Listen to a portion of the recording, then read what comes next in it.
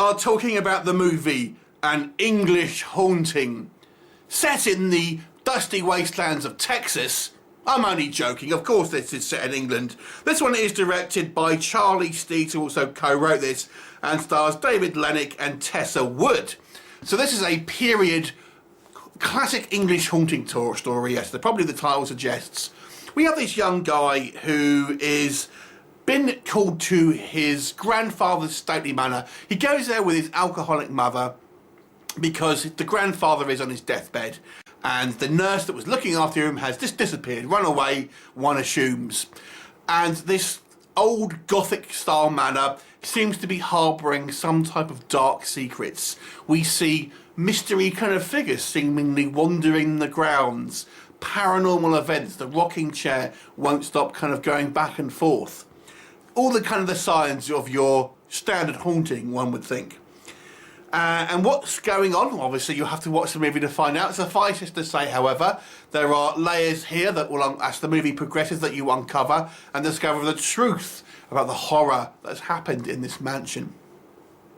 So let's talk. So this movie, obviously a relatively kind of low-budget movie. Director Charlie Steed is actually a fairly prolific horror, kind of low-budget director.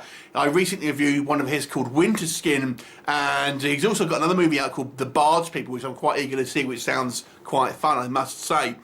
So this one is you kind of like your BBC style kind of drama that you would have got, you know, that would play over Christmas on TV, that you would expect to see probably when you were a kid living at home, that kind of thing. It had that kind of vibe to it.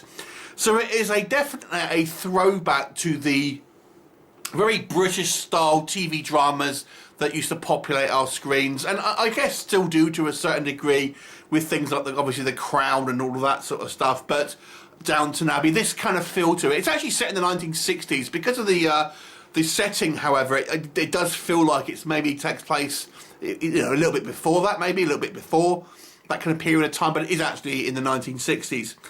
So it has this period kind of feel to it, and this manor is beautiful. They've really got a fantastic kind of shooting location here, and it really does give you that classic BBC feel, one would say, and you feel very, very English and very kind of like, you know, upper crust when you're watching this. It reminds you of stories told to you by, you know, your mother or your grandmother while you were a child, you know, telling you ghost stories in front of the fire and things like that, and scaring you with kind of mysteries and ghouls and things like this. So what works first of all with this movie? I have to say I was really impressed with our acting from our two sort of central characters here. It's a relatively small cast, and I think the dynamic here between the mother and son is very good, because there's clearly some sort of tensions between them, mainly because this mother is somewhat of an alcoholic. It's obviously she's split with her father, and it all causes kind of issues.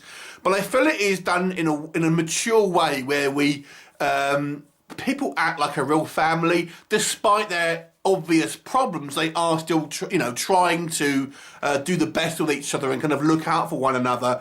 So they're not kind of 2D kind of like caricatures. You do feel like these people are genuinely fleshed out, and that's obviously in large part down to the script, as well as kind of the actors portraying mainly these two characters here. So I think these two being the kind of the main screen time is very well done there.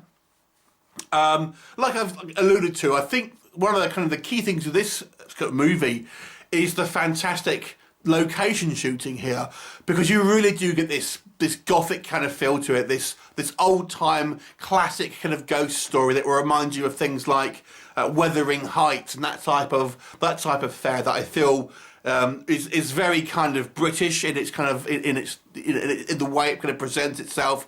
You know, the way these people are speaking is very kind of its time and things like that, and just the kind of the general feel of the movie, I think, masks the fact that this is clearly a kind of a low budget movie, because it does make use of this great locale. But even some of the effects here, I was surprised that we do get some prosthetic effects in regards to characters in the movie, without kind of giving stuff away. And the movie does go somewhat darker than I thought it would be. I thought it would be relatively kind of like lightweight story, but in actual fact, when you find out the truth behind what's happening here, it actually is far darker and more sinister than I was anticipating, rather than your fairly light kind of paranormal drama, of which I have seen quite a few of these kind of like these lower budget British movies come out, and they're relatively, they're haunting movies, but they're relatively kind of light on genuine kind of horror, if that makes sense. Although you don't really see anything particularly gratuitous in this movie, the implied kind of like darkness is quite heavy with this film. What doesn't work, I feel this movie would appeal very to a certain type of audience, because the movie is incredibly slow paced. Now, for those of you who like things like Downton Abbey and kind of those type of shows, along with being a horror fan, this is probably a perfect movie for you if you can kind of look past low budget. But for a lot of people, I feel this wouldn't be as kind of a thrill ride as maybe you are expecting. Now, the fact that this is called, and you know, this English kind of haunting, I feel should just give you some indication of this kind of this classic sort of style ghost story that the movie is portraying here. So I feel it's not necessarily a critique, but more I have to point out that this movie, I feel some will feel it is boring. I will say the movie does go at maybe a slightly slower pace than I think would have been advisable.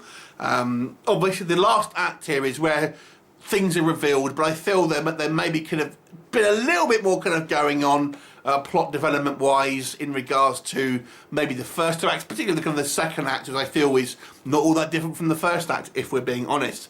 Other kind of like minor nitpicks for me, although I feel that our central two characters are very strong, some of the supporting actors are not quite as strong. The grandfather, who I've seen in a lot of these films directed by Charlie Seeds, I don't know, not particularly strong if you ask me. And the kind of this sort of matron woman, I suppose. Again, not bad, not necessarily bad, but I feel it's outshone by our two kind of main sort of characters here. I feel the end as well.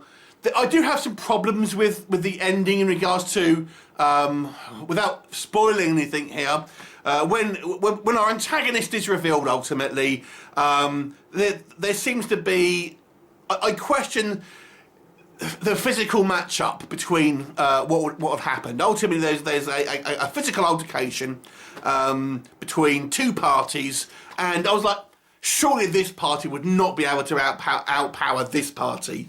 And I was like, come on, this is like a little bit silly. So I think the ending to me was a little bit silly, because I wasn't buying it. I wasn't buying the kind of the physicalities here of what I was looking at. The victim, shall we say, should have been apt to overpower the aggressor, is what I'm saying, without trying to kind of give anything away here. Overall, I think this is a well-made film that is well acted. I feel it's very specific in its audience. I feel if you're not a huge fan of dramas and kind of period dramas, then you may want to look elsewhere for visceral horror thrills. But if you do like, you know, your classic slow-moving ghost story, then this is the perfect film for you. Have you seen it? What did you think of it? I'm going to give it a 6 out of 10. What do you think? Leave me a comment. I'll look forward to seeing you next time. Bye for now.